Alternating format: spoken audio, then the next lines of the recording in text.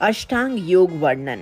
मुझे उतना आरोग्य दे दें जितने से आपकी उपासना की जा सके। मैं शीघ्र ही अष्टांग योग के पूर्ण अनुष्ठान से आपका प्रसाद निश्चित रूप से पालूंगा। हम आपका आश्रय लेकर दृढ़ ब्रह्मचर्या आदि यमों एवं स्नान आदि नियमों को निभाते हुए शुद्ध हो जाएंगे। फिर किसी सुखद आसन अथवा पद्मासन आदि विशेष आसन में स्थिर बैठेंगे। हम मन में प्रणव का चिंतन ध्यान करेंगे और प्राण वायु का नियमन तथा इंद्रियों का विषयों से निवर्तन कर निर्मल हो जाएंगे। तदनंतर आपकी उपासना में लीन हो जाएंगे। हम आपकी अस्पष्ट मूर्ति में अपना मन यत्न एवं दृढ़ लगाकर रखेंगे। संभव है आरंभ में एकाग्रता बीच बीच में थोड़ा थोड़ा टूट जावे, पर फिर उद्यम करेंगे। इस धारण क्रिया तथा आपके चरणों के सतत चिंतन से हम भक्ति का आनंद एवं चित्त की आर्द्रता प्राप्त करेंगे। हम जिन्हें आप ही का एकमात्र आश्रय है, ध्यान योग में निरंतर लग जाएंगे और धारणा के सतत अभ्यास से अवयवों की स्पष्ट अभिव्यक्ति से सुंदर आपके शरीर की मन में निरायास भावना करेंगे। जो योगी इस तरह आपकी सकल सगुण साअव्यय या संपूर्ण मूर्ति का ध्यान करते हैं और जिनके हृदय उस मूर्ति के विकच माधुर्य के वशीभूत हो जाते हैं, उन्हें आपका वह ब्रह्म रूप भासित होने लगता है जो परमानंद रसमय तथा मनोमात्र सुग्रह है। हे विश्व के स्वामी, शुद्ध ब्रह्म की अनुभूति रूप इस समाधि की अवस्था को प्राप्त करने के बाद अगर हम कभी उसे छूट जाएं अर्थात भ्रष्ट हो जाएं, तो धारणा आदि क्रियाओं को फिर शुरू करेंगे।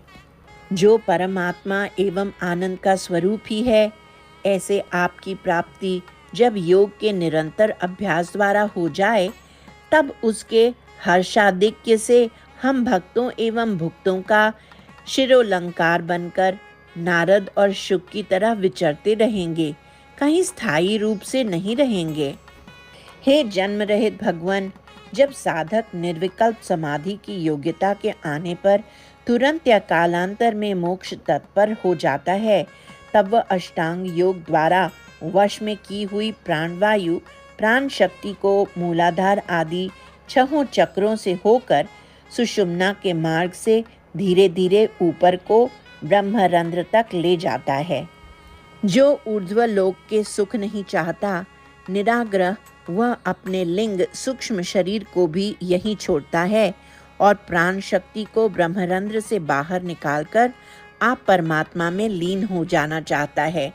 जो ऊपर के स्वर्गादि लोकों के सुखों का इच्छुक है, वह लिंग शरीर समेत ब्रह्मरंध्र से निकल जाता है, अर्थात वह अपने लिंग शरीर में सब प्राण रहता है और ऊपर के लोकों में पहुंच जाता है।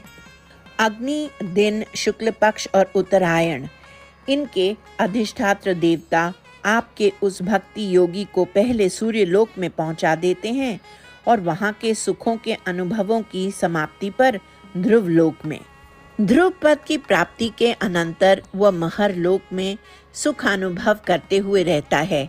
फिर जब वह आदि शेष के मुख से निकलने वाली अग्नि की गर्मी से पीड़ित होने लगता है, तब आपकी शरण लेकर ब्रह्मलोक में पहुंच जाता है। आदि शेष की वदनाग्नि से पीड़ित होने के पूर्व भी वह ब्रह्मलोक में जा सकता है।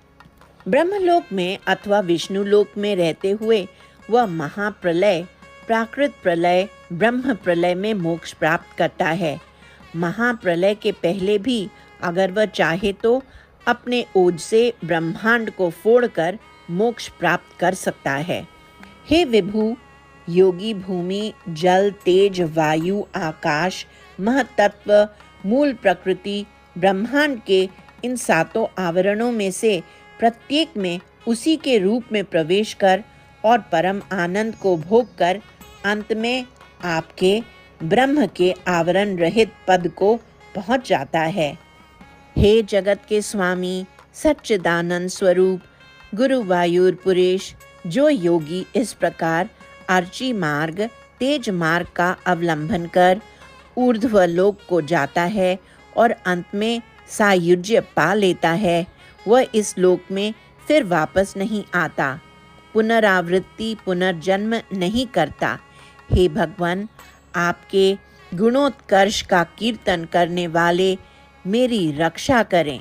सर्वत्र गोविंद नाम संकीर्तन, गोविंदा गोविंदा।